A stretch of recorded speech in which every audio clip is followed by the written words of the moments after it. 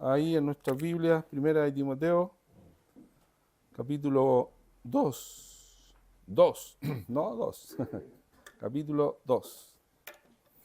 Hoy vamos a entrar en una parte que es compleja, es difícil,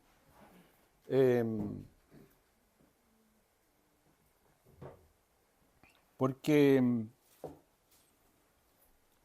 de hecho hay muchos comentarios y muchos escritos al respecto, y en parte esto ha sido influenciado por los movimientos um, actuales que hay de género, ¿cierto? De feminismo, de discriminación.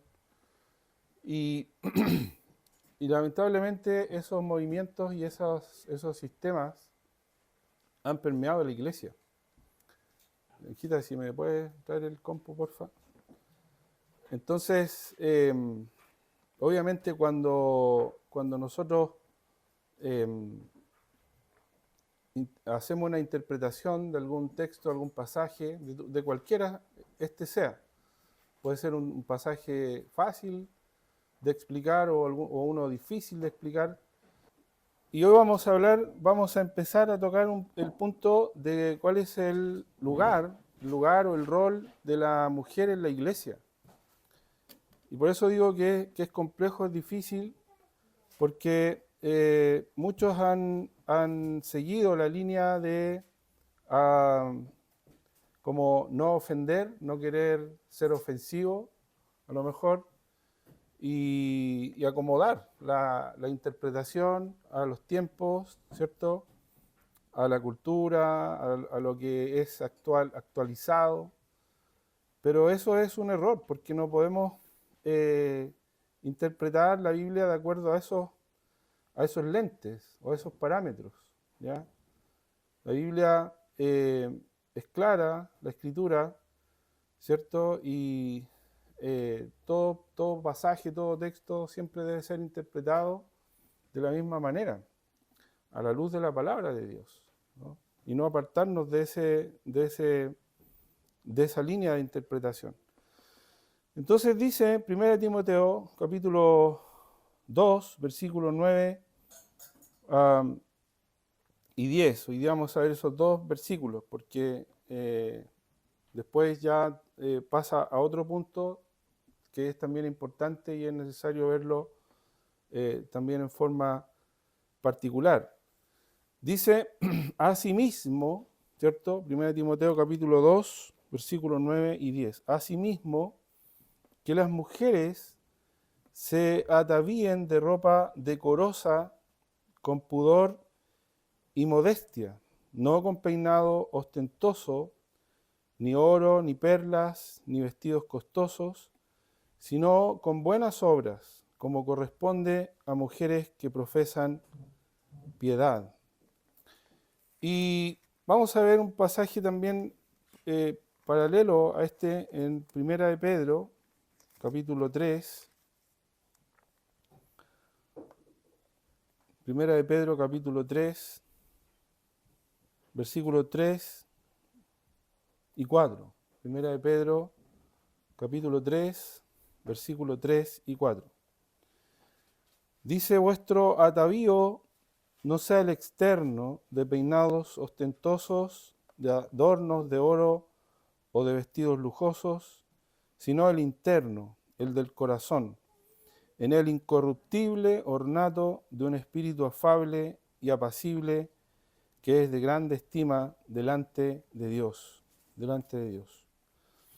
Entonces, es importante recordar, ¿ya? Y eso lo vamos a decir en reiteradas ocasiones, oportunidades.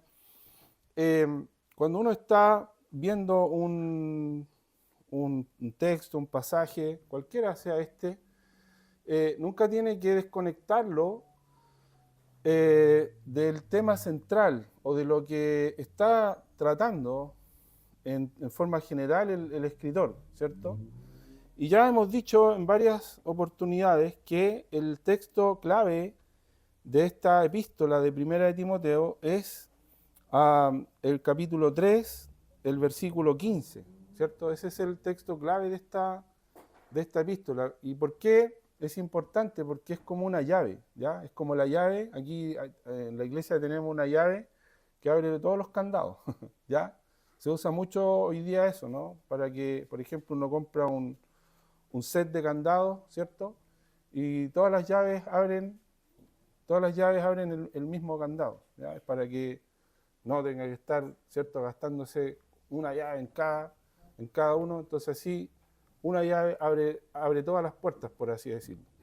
Entonces esa es la idea de un texto clave en un libro, ¿ya? Cuando uno encuentra ese pasaje central o la idea central que de alguna forma engloba o encierra eh, todo lo que es el tema central de la carta, de la epístola o del libro, ¿ya? Entonces con ese versículo, con ese texto, es como la llave, ¿ya? Es como la llave que abre todas las puertas. Entonces, ese versículo aquí en la carta de 1 Timoteo es el capítulo 3, versículo 15, ¿cierto? Dice, para que, si tardo, sepas cómo debes conducirte en la casa de Dios, que es la iglesia del Dios viviente, columna y baluarte de la verdad. Ya sabemos, hemos hablado un poco de eso, del contexto, ¿cierto? De lo que Pablo le pide a Timoteo que haga, ¿ya? Le pide que se quede en Éfeso, probablemente como ellos solían hacerlo en sus viajes misioneros, pasaron como equipo, ¿cierto? Pasaron por la iglesia, seguramente se reunieron con los ancianos, con la iglesia, se dieron cuenta de que habían algunas situaciones que estaban ocurriendo y entre ellas la principal es que la iglesia estaba siendo atacada o estaba siendo enseñada por falsos maestros, ¿cierto? Que se las daban de maestros ellos de la escritura, generalmente eran judíos que tenían harto conocimiento del Antiguo Testamento, de las Escrituras, pero le decían a los hermanos que no era suficiente que ellos hubieran creído en Jesucristo como su Salvador, ¿no? Sino que tenían que también guardar la ley y un montón de cosas, y a eso se les llamaba los judaizantes, ¿ya? Que eran los maestros que estaban queriendo hacer volver atrás a los creyentes en un sentido. Para los judíos esto sonaba muy, muy grato porque ellos estaban acostumbrados, ¿cierto?, a la ley, a los mandatos, a guardar este tipo de cosas. Para los griegos era una novedad, ¿cierto? Y era como hacer algo, ellos también venían de un contexto religioso, ellos también venían de un contexto de idolatría. Recuerden que en Éfeso estaba el templo de la diosa Diana. Entonces allí también era una cultura muy religiosa. Entonces, aprender otra religión u otras formas de religión igual era en cierto modo como algo que por lo menos despertaba la curiosidad. Entonces, estos maestros habían logrado desviar a la iglesia de las cosas importantes y por eso Pablo quiere que las cosas se pongan en orden, ¿ya? Y le pide a Timoteo que se quede en Éfeso, ¿cierto? Le dice como te rogué que te quedase. Al parecer no se quería quedar Timoteo, ¿cierto? A lo mejor en una le dice, no sé, Pablo, a lo mejor esto no va a ser, yo no voy a ser capaz de hacer esto, soy muy joven. Por eso en una le dice, ninguno tenga en poco tu juventud, ¿cierto? Sino sé ejemplo de los creyentes. Entonces, le pide que se quede en Éfeso para que ponga en orden esas cosas, ¿ya? Para que confronte la falsa doctrina, ¿cierto?, que estaba causando estos problemas en la iglesia y que ayude a cada grupo de hermanos dentro de la iglesia a que entiendan cómo debe funcionar la iglesia, cuáles son las cosas que la iglesia debe priorizar, cuáles son las cosas que la iglesia debe tener siempre en cuenta cuando se realiza la reunión, por ejemplo. Y obviamente esta conducta, la conducta a la cual son llamados los hermanos a tener, no solo en la reunión, en la congregación, esta conducta debe ser también llevada a todos los aspectos de la vida. Entonces hablábamos, por ejemplo, la semana pasada, ¿cierto? Que él le hablaba a los hombres y les instaba, ¿cierto? En esto de la oración y de cuando se estuviera realizando la reunión en la congregación, que los hombres, más que querer impresionar con su grandilocuencia o qué sé yo, con lo que fuera, ellos se preocuparan más bien de cómo estaban ellos internamente, ¿cierto? Más que orar con las manos levantadas y hacer un montón de cosas que podrían ellos decir, vamos a llamar la atención o vamos a, no sé, vamos a querer impresionar al Señor con nuestras formas. No, a Dios no lo vamos a impresionar, ¿cierto? Lo que a Dios le agrada es la actitud, más que tú levantes las manos o que te arrodilles o que te tires al piso si quieres. Lo que al Señor le agrada es ver tu corazón, es ver un corazón limpio, santo, unas manos que se levanten, ¿cierto? Pero que sean manos santas, sin ira ni contienda.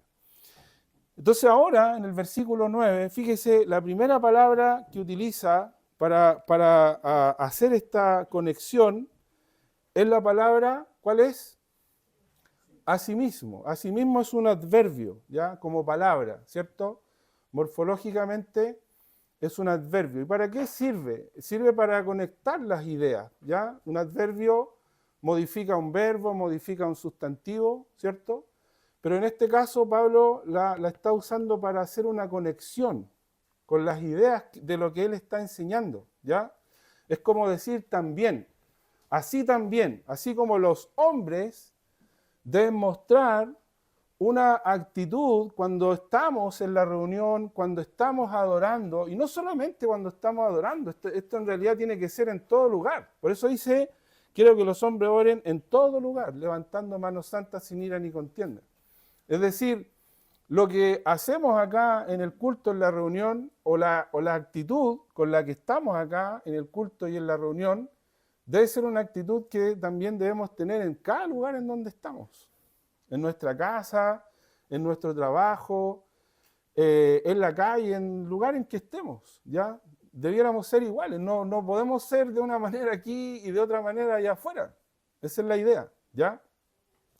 Ahora fíjese que esta palabra la usa varias veces en toda esta enseñanza, ¿ya? Ahí en el versículo 9, ¿cierto? La utiliza, luego cuando habla de los requisitos que tienen que tener los líderes de la iglesia, que ya vamos a llegar en su momento ahí en el capítulo 3, fíjese cuando pasa de hablar de los ancianos u obispos, pasa a hablar de los diáconos, en el versículo 8, capítulo 3, versículo 8, también la usa, dice los diáconos a sí mismo, ¿se da cuenta? La misma palabra. Y luego en el versículo 11, cuando habla de las mujeres que son diaconisas, dice las mujeres a sí mismo. ¿Se da cuenta? Entonces, lo que está haciendo al utilizar este conector, ¿ya? Es justamente tratar de que se entienda de que la idea es la misma, ¿ya? O sea, en este caso, lo que está diciendo para los hombres, ¿cierto? De la actitud que deben tener cuando están en la reunión, cuando están en el culto, y la actitud en general que siempre debiéramos tener y que debiéramos mostrar, porque en realidad siempre estamos delante del Señor. No solamente cuando estamos aquí en la reunión, siempre estamos delante del Señor. Yo también estoy delante del Señor cuando estoy en mi casa, cuando estoy con gente, cuando estoy solo. Yo también estoy delante del Señor cuando estoy en el trabajo. Estamos delante del Señor siempre. Lógicamente, en el contexto de lo que Él está diciendo de la iglesia, sepas cómo debes conducirte en la casa de Dios, que es la iglesia del Dios viviente, columna de hablarte la verdad. Es como que de aquí debiéramos tomar el ejemplo, ¿cierto?, de todo lo que tenemos que hacer en nuestra vida. O sea, como somos acá, debiéramos ser también en nuestro hogar, como somos acá, debiéramos ser también en nuestro trabajo, como somos acá, debiéramos ser en todo lugar en donde estamos. Esa es la idea. Y ahora, en cuanto a hablarle a las hermanas, a las mujeres, va a tocar algunos puntos que son relevantes. Esto es lo que Pablo, uno puede decir, ¿por qué toca estas cosas? ¿Por qué Pablo dice estas cosas? ¿Ya? ¿Por qué no a lo mejor enfatiza otras cosas? ¿Por qué no toca, no sé, a alguien a lo mejor le puede parecer incómodo lo que él pueda decir? Pero hermanos, tenemos que recordar que esto está inspirado por el Espíritu Santo. O sea, partimos por esa base, ¿ya? Obviamente que la inspiración del Espíritu Santo, de Dios, no pasó por encima de la personalidad de cada uno de los escritores de la Biblia. ¿Qué quiere decir eso? Que el Espíritu Santo utilizó a estos hombres, ¿cierto? A cada uno con su conocimiento, con sus talentos, con sus dones, con sus habilidades, con lo que ellos sabían. Y sin pasar por encima de esas cosas, el Espíritu Santo inspiró lo que ellos escribieron. ¿Y qué quiere decir eso? Que cada palabra, cada cosa que ellos escribieron estaba siendo guiada por el Espíritu Santo de Dios. Entonces, cuando Pablo apunta a estas cosas, obviamente él está haciendo referencia a las cosas que él observó o que él observaba en las iglesias, porque Pablo no solo había fundado estas iglesias. Entonces, también tenemos que entenderlo en ese contexto, ¿ya? Él había fundado estas iglesias, él conocía a las personas, no está hablando de gente que él no conocía. Mire, la única carta que Pablo escribió a personas que él no conocía es la carta a los romanos. Porque cuando le escribe a los romanos, Pablo no había estado en Roma. Pero interesantemente, en la carta de Romanos, más que hablar de los romanos, o que si en Roma había un problema o no, lo que hace Pablo en esa carta es justamente hablar casi de pura doctrina, de pura teología. Es una carta totalmente doctrinal y teológica, la carta a los romanos. Sin embargo, cuando le escribe a los corintios, cuando les escribe a los gálatas, cuando les escribe a los filipenses, eran hermanos que él conocía muy bien, porque había pasado mucho tiempo con ellos. Entonces sabía exactamente lo que estaba pasando en cada una de esas iglesias. Sabía cómo eran las personas. Él conocía a las personas de esa iglesia. A algunos los podía incluso llamar por su nombre, a cada uno. Porque no solamente los conocía, sino que Pablo también oraba mucho por los hermanos, ¿ya? Y él lo dice en varias oportunidades, en varias ocasiones. Entonces él va a tocar un punto, ¿cierto? En cuanto a, dice, el atavío de las mujeres. Dice asimismo que las mujeres se atavíen. ¿Qué es esa palabra? Una palabra interesante, porque es la palabra que tiene que ver con el orden, ¿ya? Es la palabra kosmein en griego, kosmein, ¿ya? De ahí viene, por ejemplo, la palabra cosmético, ¿ya? ¿Cierto? Que es una palabra que las mujeres, las hermanas, ustedes conocen muy bien, ¿ya? De ahí también viene la palabra cosmos, ¿ya? Cuando los griegos miraban el universo y veían que estaban las estrellas, ¿cierto? Cómo se distribuían en la bóveda celeste, ellos cuando miraban eso, ¿qué veían? Veían un orden, ¿ya? Y eso significa, ¿ya? El orden, ¿ya? Entonces cuando Pablo quiere hablar acerca de cómo deben conducirse las hermanas en la congregación, él habla de un orden, y mire a lo que apunta primero en cuanto a su vestimenta, ¿ya? Ahora, mire, hermana, voy a decir algo interesante acá. No sé si ustedes lo van a considerar así o no, pero podría ser como casi un halago, en un sentido, lo que Pablo está diciendo. ¿Por qué? Porque la mujer en sí, ¿ya? La mujer en sí es atractiva, ¿ya? Todas las mujeres, ¿ya? Imagínense cuando Dios trajo a Eva a Adán, ¿cierto? Cuando Dios trajo a Eva a Adán, ¿cierto? ¿Qué dice allí la Biblia en Génesis, ¿ya? Capítulo 2, Génesis capítulo 2, me olvido de ponerme los lentes, no veo nada y estoy con los lentes en la mano. Génesis capítulo, voy a agrandar un poquito aquí mi letra del computador porque estoy luchando con la letra chica y resulta que la puedo agrandar aquí en el versículo 23. ¿Qué dice? Génesis 2, 23. Si alguien me ayuda con esa lectura. Dijo entonces Adán: Esto es ahora hueso de mis huesos y carne de mi carne. Esta será llamada varona, porque del varón fue tomada. Ya, mire lo que dice Adán.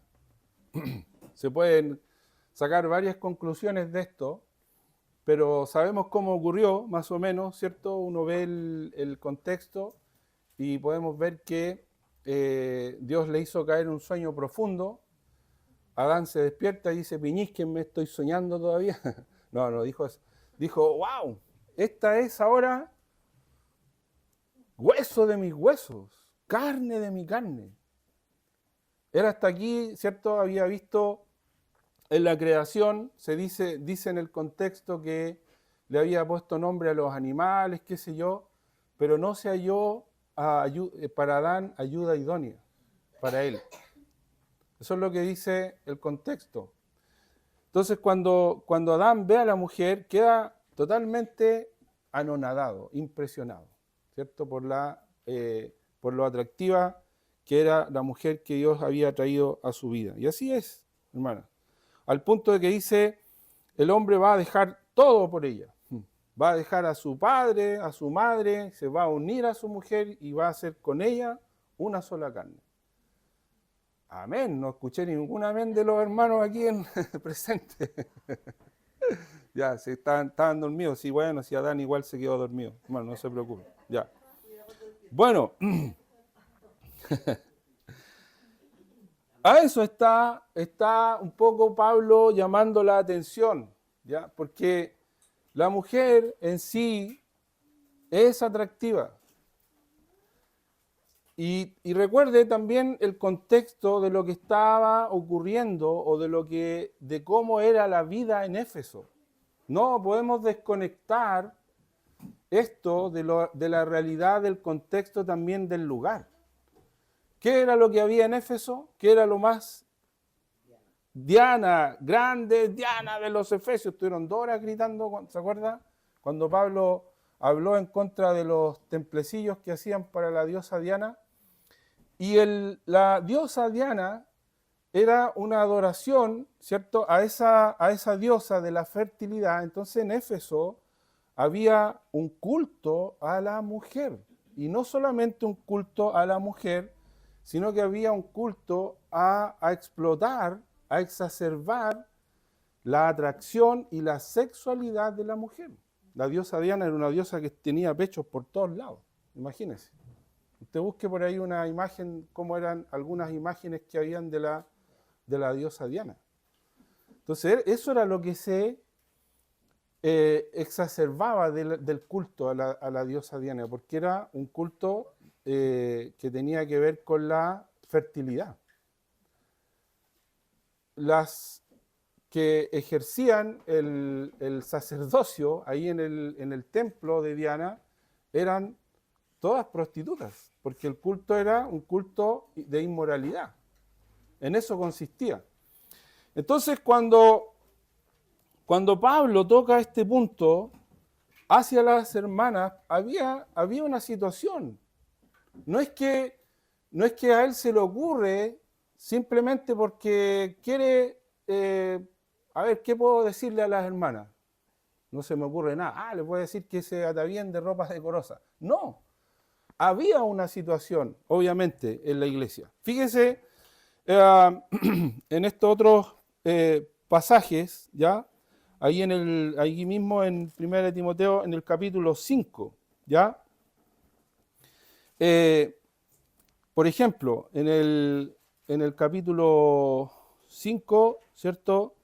Versículo 11, ¿ya? Si alguien me ayuda con esa lectura, capítulo 5, versículo 11. Pero viudas más jóvenes no admitas, porque cuando, impulsadas por sus deseos, se rebelan contra Cristo, quieren casarse. Ya. Y en el versículo 6, igual, del mismo capítulo, hermana Patti, por favor. Pero la que se entrega a los placeres, viviendo está muerta. Mire, y ahí está hablando de las viudas, pero está hablando de viudas o mujeres que quedaron viudas jóvenes, ¿cierto? Y dice, pero la que se entrega a los placeres, viviendo está muerta. Y luego en el versículo 11 dice, viudas más jóvenes no admitas, porque cuando impulsadas por sus deseos se rebelan contra Cristo, quieren casarse incurriendo así en condenación por haber quebrantado su primera fe. Entonces, ¿a qué está haciendo alusión aquí? Y después, si nos fijamos en 2 de Timoteo, capítulo 3, también 2 de Timoteo, capítulo 3, versículo 6, hablando de los maestros, de los falsos maestros que se aprovechan de un montón de cosas para hacer sus maldades, dice que estos se aprovechan porque de estos son los que se meten, estoy leyendo en 2 de Timoteo, capítulo 3, versículo 6, porque de estos son los que se meten en las casas y llevan cautivas a las mujercillas cargadas de pecados, arrastradas por diversas concupiscencias. ¿Se da cuenta? Había un problema grave. Así como en Corinto había un problema grave también de mucha perversión, de mucha inmoralidad, ¿cierto? En Éfeso también había un problema. Y ese problema estaba de alguna manera incitado por la cultura, por el entorno, por lo que se vivía, por lo que ellos, como decimos hoy día, habían normalizado. Conductas que se normalizan. Es decir, todo el mundo vive así, todos lo hacen, todos van tras esa costumbre. Entonces, echémosle para adelante, pues si al final es normal. Y esas cosas también se habían arrastrado a las iglesias. Estaban instaladas dentro de la iglesia. Y los hermanos no habían entendido que, de modo que si alguno está en Cristo, nueva criatura es, las cosas viejas pasaron. He aquí todas son hechas nuevas. No podemos dejarnos llevar por las modas, por las costumbres. No podemos permitir que las cosas del mundo, que son del mundo y que son prácticas del mundo, y probablemente que nosotros en otro tiempo, como dice Pablo en Efesios capítulo 2, dice, porque Él os dio vida, versículo 1 y 2, Él os dio vida a vosotros cuando estabais muertos en delitos y pecados, siguiendo la corriente de este mundo conforme al príncipe de la potestad del aire, el espíritu que ahora opera en los hijos de desobediencia, dice. Y luego dice, entre los cuales también nosotros anduvimos en otro tiempo, conforme a sus deseos, haciendo esas cosas. Y éramos por naturaleza, dice, hijos de ira lo mismo que los demás. Entonces probablemente, claro, cuando estábamos en el mundo y estábamos en esos vicios y en esos pecados, ok, estabas en el mundo, eras un inconverso. Y ibas tras esos pecados y tras esas conductas. Pero ahora eres un hijo de Dios. Ahora eres un creyente. Ahora tu vida ha cambiado, ahora tú has sido transformado, ahora tú tienes que ser no conforme al mundo, sino ahora conforme a Cristo. Entonces, también obviamente había en la iglesia de Éfeso, ahí dice en primera de Timoteo, capítulo 6, fíjese, capítulo 6, versículo 17 al 19. Primera de Timoteo, capítulo 6, versículo 17 al 19. Dice, a los ricos de este siglo, manda que no sean altivos, ni pongan la esperanza en las riquezas, de las cuales son inciertas, sino en el Dios vivo que nos da todas las cosas en abundancia para que las disfrutemos.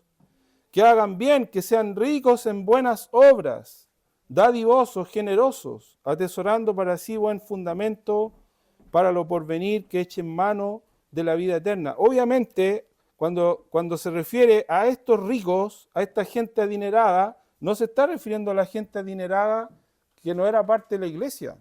Se está refiriendo a que había gente en la iglesia de Éfeso que eran ricos, eran adinerados. Y probablemente Pablo observó eso en alguna de las reuniones de la congregación, que las hermanas venían a la reunión ostentando esa riqueza que tenían, haciendo alarde, ¿cierto?, de su dinero o de su posición o de lo que sea, ¿cierto? Y en vez de que todos se estuvieran centrándose en la adoración de Dios a través del Señor Jesucristo, al final todos terminaban mirando, centrándose en la hermana, ¿cierto?, que había llegado vestida de una manera, pero que nos dejó a todos con la boca abierta. ¿Ya? A eso estaba haciendo alusión Pablo. Entonces, ¿cuál es la enseñanza? Para nosotros es la misma, obviamente. Si venimos a la reunión, en la congregación, nosotros venimos aquí a adorar a Dios, por medio de Cristo. Y cualquiera, y esto, por eso la palabra asimismo es tan importante, porque el asimismo no es solamente que es solamente para ellas, en este caso, puntualmente. La enseñanza es transversal, es para todos. Así como los hombres tienen que tener una actitud de manos santas, sin ira ni contienda, eso es transversal igual para todos. Y así como las hermanas tienen que cuidar su apariencia externa, no enfocarse solamente en eso como lo más importante, los hombres también, porque nosotros también podemos caer en el mismo pecado. Nosotros también podemos querer llamar la atención. Y el único que tiene que recibir toda la atención, la gloria, la honra, es el Señor Jesucristo. Y no solo aquí, no solamente cuando estamos reunidos aquí como iglesia, en todo lugar. Porque alguien podría decir, bueno, ya, ok, hermano, está bien. No me voy a poner la ropa lujosa y qué sé yo, y me voy a cuidar de eso cuando voy a la reunión. Pero cuando vaya a otro lado, ahí me voy a echar el closet entero encima. Y creo que no es la idea, obviamente, ¿cierto? Para nada. Mire, no está diciendo, ojo, no está diciendo que no lo hagan, sino que dice que las mujeres se decoren, se adornen, pero con ropa decorosa, decoro. Y ahí habla del pudor y de la modestia. Pudor y modestia, ¿cierto? Son dos palabras importantes ahí en lo que Pablo quiere decir. El pudor, la palabra es aidos en griego. Y el pudor quiere decir recato, ser recatada, consideración con reverencia. Eso es el significado específico de la palabra. Es la capacidad de detenerse de cometer un acto indigno. Así se usaba, o ese era el uso que se le daba a la palabra pudor. Recato, consideración con reverencia. Capacidad de detenerse de cometer un acto indigno. Hay un comentarista que se llama Richard Trench, y él en un libro que tiene que se llama Sinónimos del Nuevo Testamento, él analiza exhaustivamente esta palabra y dice lo siguiente acerca de ella. La mujer con recato evita la indecencia y la estridencia. La estridencia es un sonido exagerado. Es cuando alguien habla o grita o quiere que todos lo escuchen, ¿ya? Y se comporta con modestia y discreción. Actúa con dignidad y honra, considerando los sentimientos de los demás, y su actitud interior se refleja en el modo de vestirse. En el modo de vestirse. La otra palabra es la palabra modestia. La palabra modestia es sofrosune. Esa es la palabra. Y esa palabra significa moderación. Involucra la mente. La palabra mente en griego es froneo y está incluida dentro de la palabra sofrosune, froneo, que es pensar. La idea es pensar con moderación, con sensatez. Esta cualidad es la que al parecer quería enfatizar Pablo, porque si ustedes se fijan, comienza hablándole a las mujeres de la modestia en el versículo 9 y termina hablando a las mujeres en el versículo 15 con la misma palabra. Ya vamos a llegar en su momento ahí, hoy día no. Versículo 15, pero se salvará engendrando hijos si permaneciere en fe, amor y santificación con modestia. ¿Se da cuenta? Mire, lo mismo, comienza tocando ese punto y luego en el versículo 15 lo mismo, ya la modestia. Entonces, hermanas, lo importante, y no solamente obviamente hermanas, ya, porque es para ustedes, es también para nosotros, para los hombres, qué es lo que obviamente, a qué debemos apuntar, ¿cierto? Cuando venimos al templo, en la congregación para adorar al Señor. Dice que hay que evitar estas cosas que son externas, pero enfatizar, en el versículo 10, enfatizar las buenas obras, dice, como corresponde a mujeres que profesan piedad. ¿Ya? Las buenas obras como corresponde a mujeres que profesan piedad. ¿Qué significa eso? ¿Ya? Significa que lo más importante es lo que va por dentro, como decía un comercial de un comercial del vino, Claus de Birke. La calidad va por dentro y esa es la gran verdad, hermanos. Eso es lo que debemos enfatizar. Porque somos hijos de Dios. Y muchas veces dejarnos llevar es fácil, hermanos. El mundo es muy atractivo también. El mundo nos llama su atención y quiere cautivarnos con sus propuestas siempre. Y siempre vamos a tener esa lucha, y esa lucha la tenemos todos. No es una lucha solamente de algunos, es la lucha que todo creyente va a tener y que vamos a tener cuando estamos en este mundo. Vamos a luchar contra la corriente de este mundo. Cuando habla de la corriente se refiere a algo fuerte, ¿ya? Es como cuando en un río, ¿cierto? A veces en los ríos, cuando son muy caudalosos y fuertes, colocan cuerdas o colocan cosas para que la gente se afirme, se agarre, ¿cierto? Al cruzar, por ejemplo, vayan tomados de una cuerda y así el río, la corriente no lo arrastre. Primera de Juan, capítulo 2, versículo 15 al 17, muy conocido. No améis al mundo. Mire lo que dice Juan. Juan es o es blanco o es negro. No existe en el cristianismo un país como Suiza en que digamos, oye, esto es como, no es ni fu ni fa. No, o es así o no es así. O somos o no somos. Y dice, no améis al mundo, ni las cosas que están en el mundo. Si alguno ama al mundo, el amor del Padre no está en él. Porque todo lo que hay en el mundo, los deseos de la carne, los deseos de los ojos y la vanagloria de la vida, no proviene del Padre, sino del mundo. Y el mundo pasa y sus deseos, pero el que hace la voluntad de Dios permanece para siempre. Yo me imagino que muchas hermanas se deben haber enojado con el apóstol Pablo, sin duda, cuando él escribió esta carta y se la envió a Timoteo, y Timoteo la leyó en la iglesia de Éfeso, ¿ya? Pero, ¿sabe? Hay algo que triste que pasó en la iglesia de Éfeso. Mire, la iglesia de Éfeso tuvo los mejores maestros.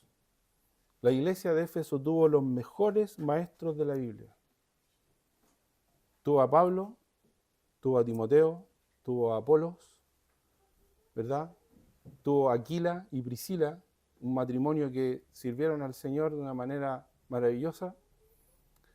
Pero a pesar de todo eso, y de que la iglesia tenía mucho conocimiento, tenía muchas cosas que son destacables, cuando Cristo le habla en su último mensaje, después de años, en el libro de Apocalipsis, ¿no?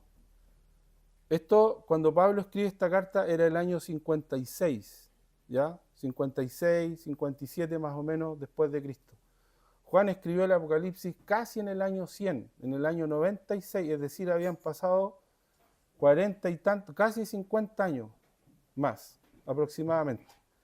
O sea, en toda esa historia de la iglesia, cuando Cristo le habla a la iglesia de Éfeso, ¿cierto? Apocalipsis, le dice, tengo contra ti que has dejado tu primer amor.